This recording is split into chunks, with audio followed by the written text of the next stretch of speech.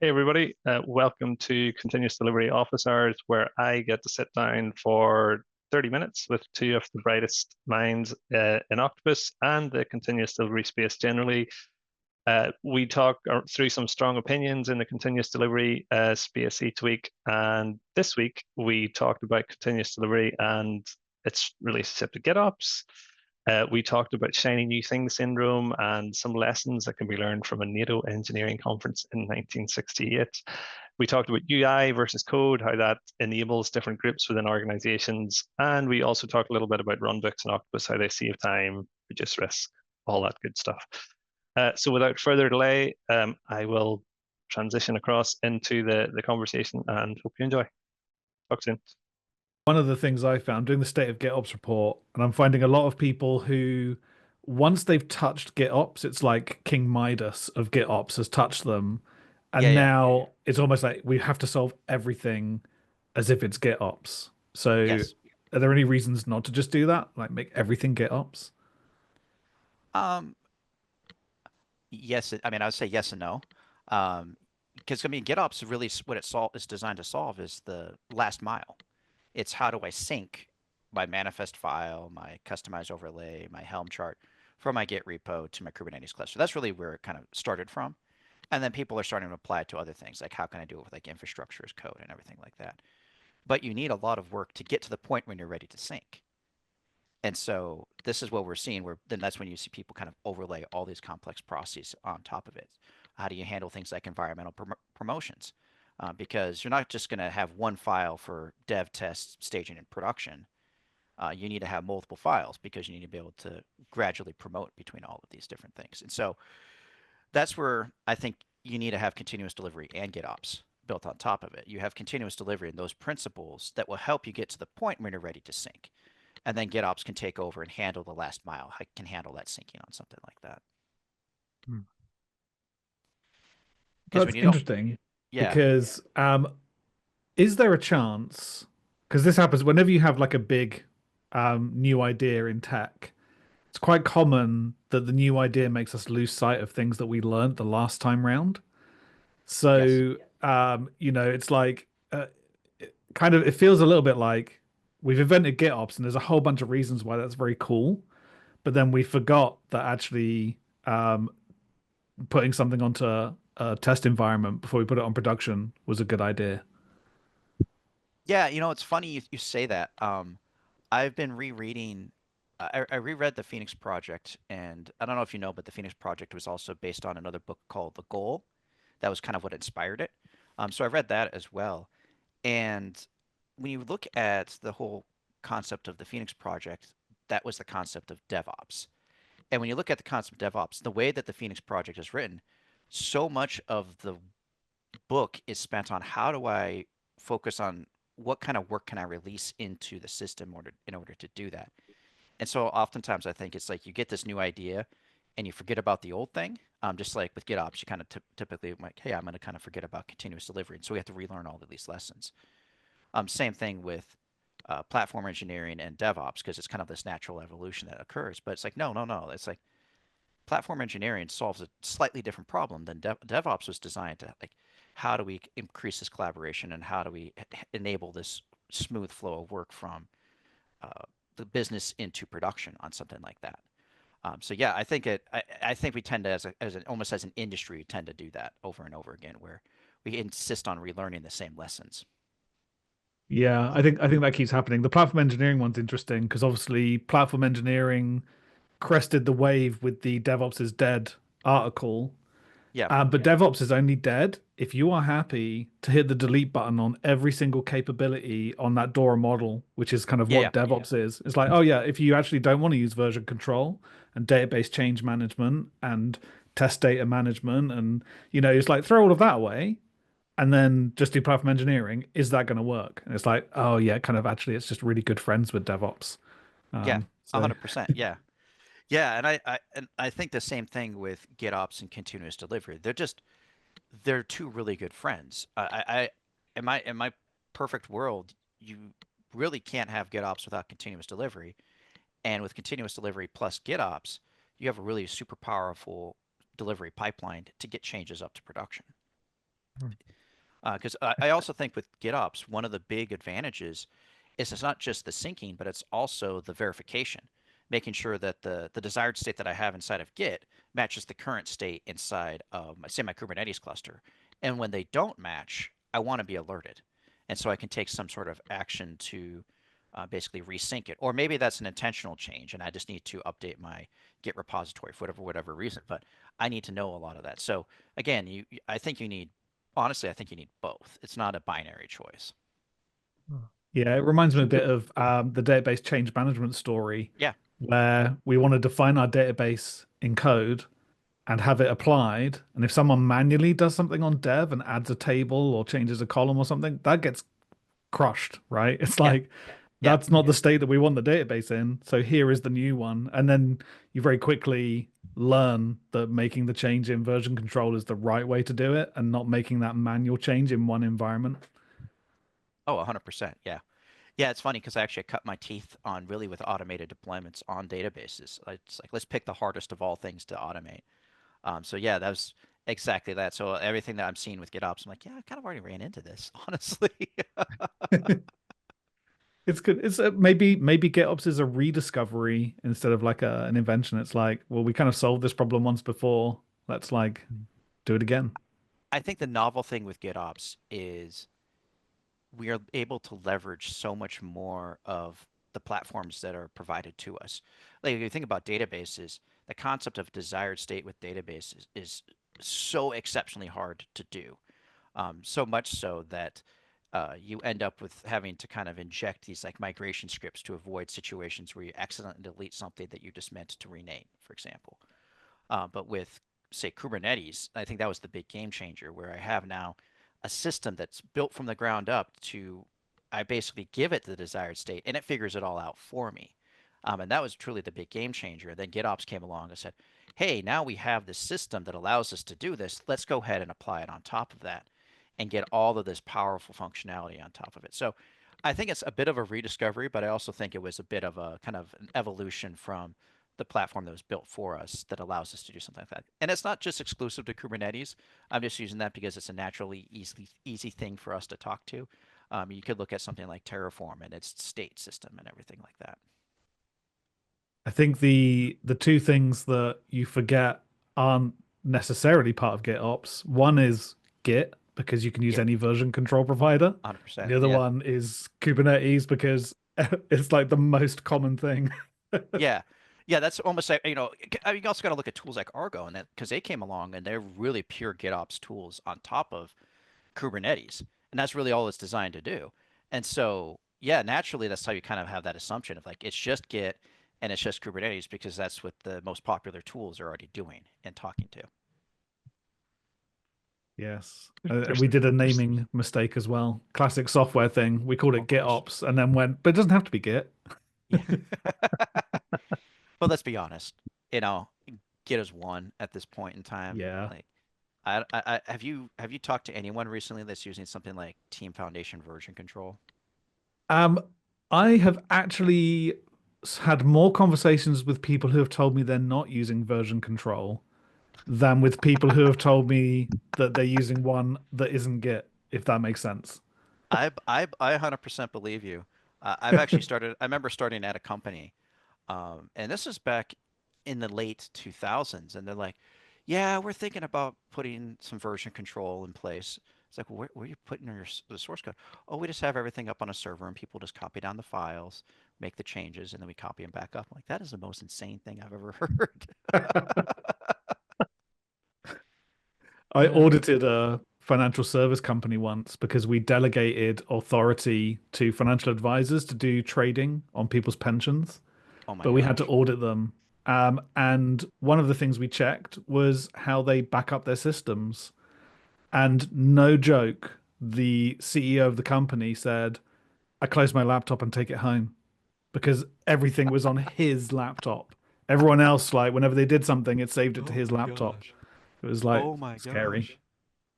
Oh, did you Yeah, have the heart to it's tell him the mechanical hard drives fail eventually? But I think what do we call them? I think in compliance, it was I think it came through as an action item. Yes, yes. That's a very nice way to say crazy. Like several asterisks beside it. Yes. This is the most important. Yeah. We classify that as a high risk action item. Yes. The highest risk. Yeah. I think to go back a little bit to what we were talking about. I think there's something in human nature around that shiny new thing syndrome Mm, where it's like, oh, this new methodology or approach. And to your point, as people think they then need to shift everything to like zoom out from the tech space, like in a marketing space, every 6 months SEO has died again and something yeah. else has come along. So it's not specific to tech at all, but I like the sort of thought process or bigger picture around like, there's good bits to all of these things. Like if we can take the sort of the best of it all and put it together, and you'll be in a much better place than like hardlining yourself into this one thing. I'm The sure you run oldest into. instance. Oh, sorry. Go ahead, Bob. Oh, I was going to say, I'm sure you run into this, Tony, where if you talk to, say, consultants, sometimes they're almost by their very nature, they have to be purists in order to kind of have a brand or have a business.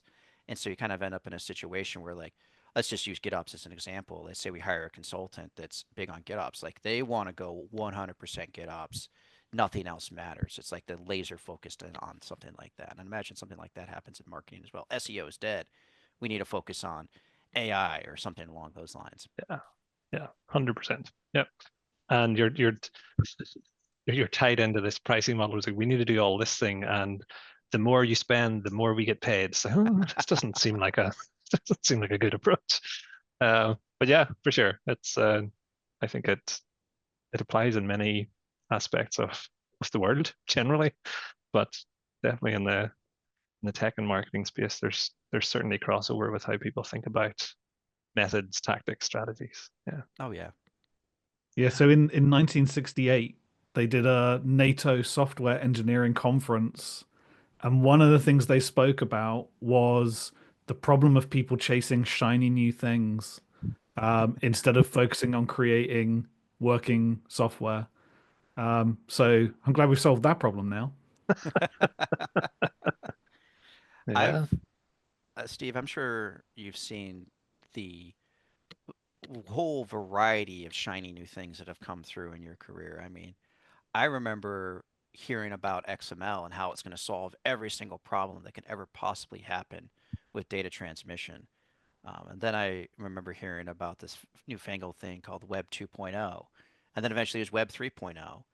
And then it's, it seems like, people just tend to just go, oh my gosh, look at that. And then you just see piles of ideas and monies until we find the actual proper use case for it. It seems like we just we hear about an idea and then we just throw as much resources as possible into it until we find the actual pragmatic use of it. And then the resources, they don't necessarily completely dry up, but they kind of dissipate a bit. And it's just like, okay, I mean, that was good. We solved some problems, but we don't necessarily think about the kind of the impact. But yeah, I wonder if you have any like big ones that you can think about recently that was like a Well, huge I thing kind that of it like kind of I'm thinking became back on something. some of the big flops, right? Yeah. So I was writing classic ASP, Yep. and .NET came along, very Yep. exciting. Like get on the .NET train, um, and I loved it. Moved straight to C sharp, but every time you wanted to do something with a database or with a service, you had to add a design surface, which was like a little visual thing where you would Yes. drag on a database, then you'd drag on a query and you'd configure it all. And it took freaking ages to do what you used to just do in like 3 lines of code in classic ASP. And so, like, I was kind of like pushing against this a bit with people and saying, this is like hard work to do something very simple. And they were like, no, no, no, this is the future. This is like the way we're doing it now. It's visual and you can just drag things around. But there was just no benefit to doing it in a visual way. Yep. And then, like, by the time .NET 2 came along, design surfaces kind of fell off the whole map. And it was like, yeah, you can just write the code for that yourself. Yeah. Hooray. Yeah, I remember that. Do you remember, and they're still around, SSIS packages? Because that's basically the Yeah. ultimate visualization tool, which is just one of the worst things I've ever used in terms of complexity, unnecessarily complex. Because literally all you want to do is, I have data from A, I have data from B, I want to transform it and create data into C. That's really all I want to do, but I had to make it overtly complex with all of these really like complex visuals. Yeah, it kind of felt like that was influenced by a wizard from somewhere else. Yes. It was almost like there were so many like steps to go through, and I think people have probably created more modern versions of that are far easier. They've like worked out the UX for that. So that one, maybe in the end, the idea survived, but maybe not the technology. Yeah. Um, Although I say that, loads of people are probably thinking, I'm using sys packages right now. You know, if it works, it works. It's one of those things once you get it configured, you're like, I'm never going to touch this again.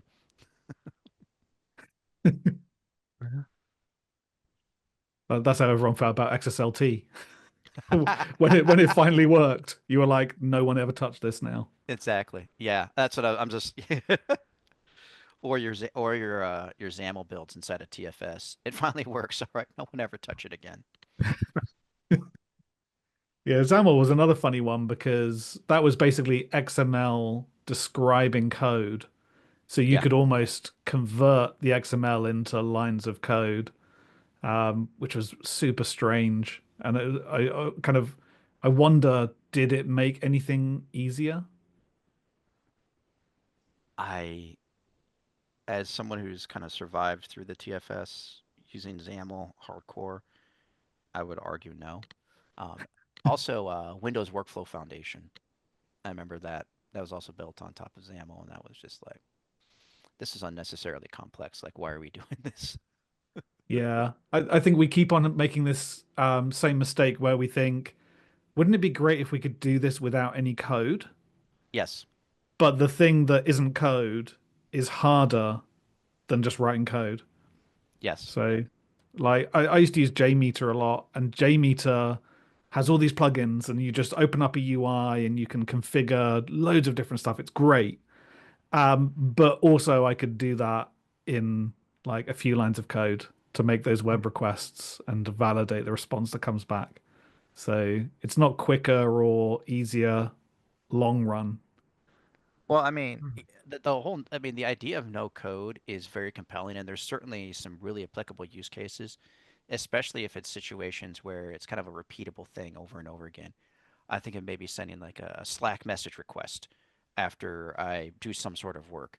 That's something that's super easy to configure because it's I just need to invoke a webhook. Here's some bits and pieces, go to town. And honestly, like even internally with our own tooling, we've kind of done the same thing with Octopus, where a lot of the like we kind of put an interface on top of a lot of complexity, even within like community step templates. If you look at some of the step templates I've written, it's kind of a here's a really complex script that I've written for you, but I'm gonna abstract that away so you don't have to worry about that. But you just have to provide these.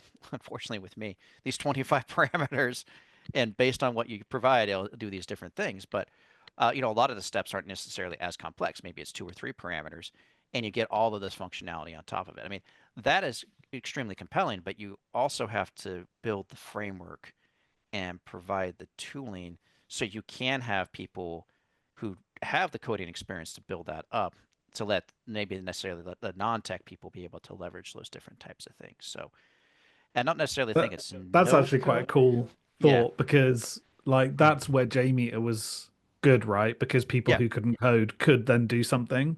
Yes. I suppose in a way, the unique thing with Octopus is two of us can have a completely different opinion on which Mm-hmm. way we should do this. And I want to do it in code. Great. Then I can do config as code and I can make my changes via version control.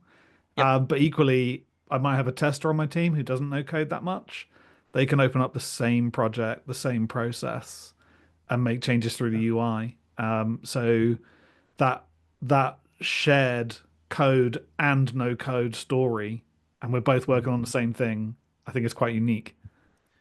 I think that's I think ultimately that's kind of the desire for almost every type of software where you have the power users that know the underlying how everything works underneath covers. And then you have the standard users that they understand the concepts, they understand how the tool works, but they don't understand how the engine works. and they don't really, they shouldn't know how the engine works. I know how my car starts. I don't really know, and I know fundamentally how a car engine works, but I'm not going to go ahead and repair my car engine. I don't have that expertise. I go to a mechanic. Same thing with this type of tooling that we have. So ultimately, being able to cater to both, I think, is really the ultimately like the best ideal or the best of both worlds in that case. Yeah, 'cause I entirely come from this from the other side from you two, where it would be much harder for me to go, if not impossible, to go the other way. Where I'm like, oh, Yeah, I can see it in the UI. I can put the thing in here. It works. Where you're like, yeah. oh God, that was 4 lines of code. I could have done it. I'm like, oh, I couldn't have. So I think we have a good mix here of like representing both sides of that coin. Oh, Yeah, 100%. yeah, And I think it's hard for when you're a developer, 'cause, I came from a development background, is you kind of put your own unconscious biases out there. And you're like, well, I can do it. How hard could it be? Like, why can't you pick this up? Why can't you do this particular thing? yeah. Everything should be like this, and it's more optimized specifically for your own personal workflow. Whereas when Mhm. you have to develop a tool and it's going to be used by a variety of different people and a variety of different backgrounds and technology capabilities, yeah, that could be the hard part. Yeah. Yeah, and I mean, you get that it's almost like a double value win from it when you do expose it to those different groups. Like I Hmm. remember in previous jobs, it was like something as simple as clearing the cache. You had to request, go to somebody, and I'm like, I'm building this page, and like I need it cleared, or else I have to wait. And it's like an hour later, oh yeah, I've got it cleared now. I'm like, oh right, I'll go back. Where I can just jump into Octopus and be like, hit the run book, done. Yep. Oh, we're back. It's like 30 seconds to a minute over an hour. It's like add that up over a couple of weeks, a couple of months, and you've probably saved yourself a couple of days just waiting on a cache Yeah. to be cleared. Yeah. And what's interesting about this is I think when you look at some of the tooling that we provide, as well just in general, but really the idea is that we want to enable, say, platform engineers or operations people to be force multipliers and not bottlenecks. So back to your point of, hey, I want to clear the cache, I have to submit a request. Well, that has to go to someone, and then they have to put it into their queue, and then they have to eventually, get to it, and they go, okay, I can do that. So, maybe you might luck out and they have capacity and it takes them 5 minutes, or maybe they're extremely resource constrained and they're at 95% capacity and it's going to take multiple cycles before they can actually get to it. So maybe it takes till the end of the day and then at that point, the cache has already been cleared. So it's kind of a moot Yeah. point. Yes. Um, Whereas, with, like you said, with runbooks, an operations person, they can provide the necessary steps. They go, this is the exact steps that we're going to provide to you. All you need to do is push this button. We control exactly what you can and can't do, Yeah. and we're providing you this very limited use production access, and then you can go in and you can hit the run button and you're good to go. Yeah. And then you don't have to bother the operations person at all, and so they can go on their merry day and focus on much more important things than going and logging onto a server and clearing a cache. Yeah. For sure. Yep. And no one wants to be managing that queue of tickets No. because it's tasks that humans shouldn't be doing. It's like, oh, clear the cache again. Like they might be testing something that requires the cache to be cleared in between each of the tests. And so each time you close a ticket, another one will pop up. And they're Yeah. waiting in between each time. Can they really do a different task in between doing this process? Probably not. So like they have to read a book or something whilst they're waiting. And before you know it, I mean, I used to read 52 books a year when I worked in organizations that did that kind of stuff.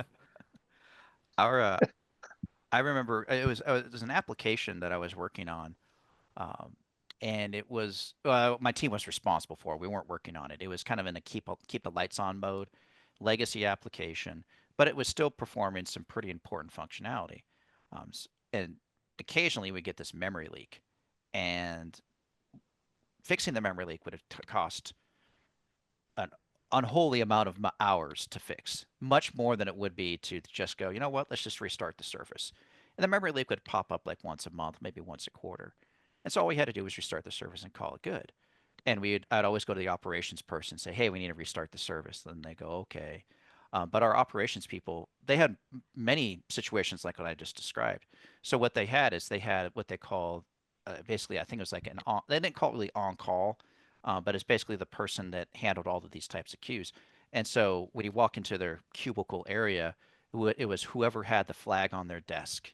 That was the person that you could bother. That was the person that they knew that they're going to be interrupted for those type of walk-up requests. And so, yeah, because otherwise, the other 4 or 5 people, they'd just be interrupted all day. And so it's like, hey, how can we enable everyone else to focus, but just have this one person be interrupted? And I mean, we did the same thing with my team because there's always these constant interruptions. And so my team was named Team Avengers.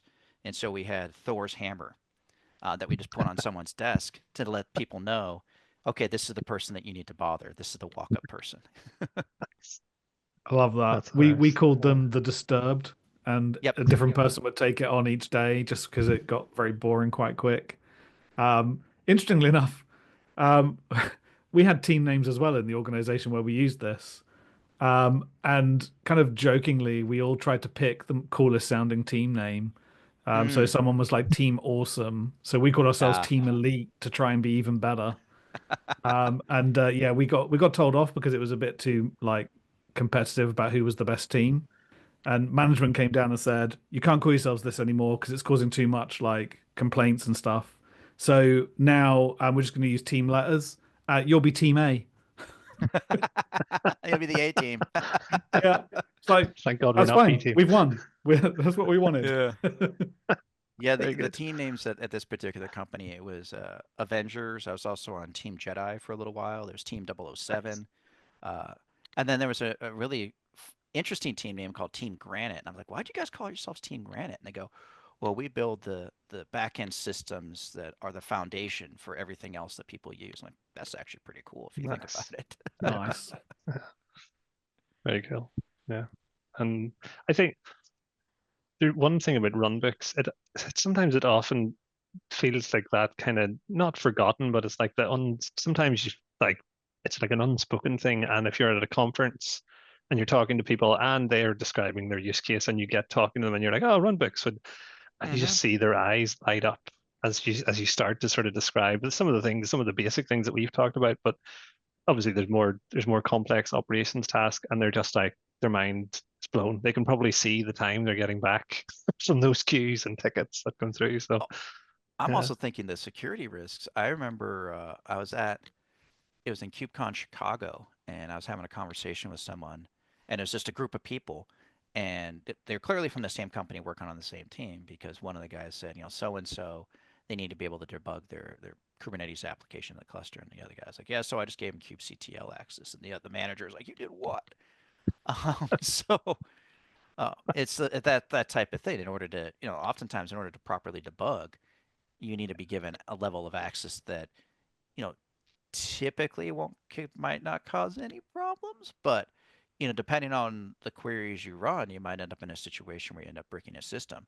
A really good example for me was uh, I worked at a particular company, and everyone had read access to the database, the production database, which fine, whatever. And one of the data analysts ran a query, but they didn't include the transaction no lock command, and it immediately locked the application up because the query was so expensive, and it ran for like 20 minutes, and we were all trying to figure out what on earth is happening. We're just running over to the DBAs, going, "But the database is down." No, it's not down. It's just at 100%. It's like it's just everything's locked. So yeah, like you don't think that read-only access can cause damage, but there's Yeah. situations where it can cause damage. And so by limiting that, let's say with runbooks, and say, I have optimized this particular operation, I know it doesn't cause any risk. Or if it does cause, particularly, it doesn't make a particular change, it's audited through Octopus. We can send out notifications. We can, if necessary, we can do like a manual intervention where someone can review, hey, what's about to happen? Yes, that looks good, or no, that's not something. So you can include whatever workflows you want to have inside of that. Yeah, you become an expert in SP who to try and Yep, find who's yep. locking the database. And yeah, it's weird. Like read-only access, you can actually write begin tran at the start Yep. of a read-only query, right? And you can then start selecting from tables, and they all lock. Mm-hmm. So Yeah. It's dangerous. Don't do that. Yeah. Yeah, actually, the policy was what was funny is the person they made a mistake because we also had a daily production backup. They were actually supposed to be running that on the daily production backup because they knew it was a very expensive query to run, but they just made a mistake. And it's super easy to make a mistake when you're given that type of access when really you shouldn't have production access whatsoever. Hmm. Yeah, I worked in an organization where we had a completely separate domain for development, Mm-hmm. so that they literally the real world was completely invisible. So you could never be in a situation where you accessed a database and it could ever do anything to production because it was on a different domain. So Yeah. Yeah. Yeah, it's crazy all the different security loopholes you have to jump through in order to just be able to provide the developers, the QA people, anybody else, the necessary information in order to do their job. But they need to have that type of information because you can't just isolate them into an ivory tower. They need to have this type of debugging information, these types of logs, this type of data in order to do whatever they need to do. Maybe fix a bug or even write a new piece of functionality because they need to see, hey, what are all the various configurations I need to worry about? So you need to have that type of access, but you need to be able to restrict that type of access at the same time to prevent the damage to production. yeah, and runbooks also mean that you don't forget to add that all important flag. Like I Mm-hmm. remember back in the day, there were certain commands you could run that they would restart something, but they would do it in like a kind of hard way, which gave the Mm. thing you were restarting no opportunity to persist anything back to disk before it got killed. Yep. But you had to add a flag to say, like, save everything back first and then restart. So, even tools like IAS had things like that, like the no force flag on that. Yeah, and also Mm. the wait. Hey, why don't you wait a couple minutes, like restart, and we're gonna wait a couple minutes, and then we're gonna do it. Because yeah, again, you're people unless you're doing it all day, every day with these restarting services. I mean, people can do repetitive tasks clearly with assembly lines and all the various factory tours I've taken of guitars. I mean, people can do repetitive tasks and they can do them exceptionally well, but they have to be focused in on that particular task. If you're getting interrupted and I need you to restart the service, it's so easy to make that mistake. I need you to do this deployment. It's so easy to make a mistake where you forget something unless you're doing it literally all day and you just have that muscle memory where you don't forget it.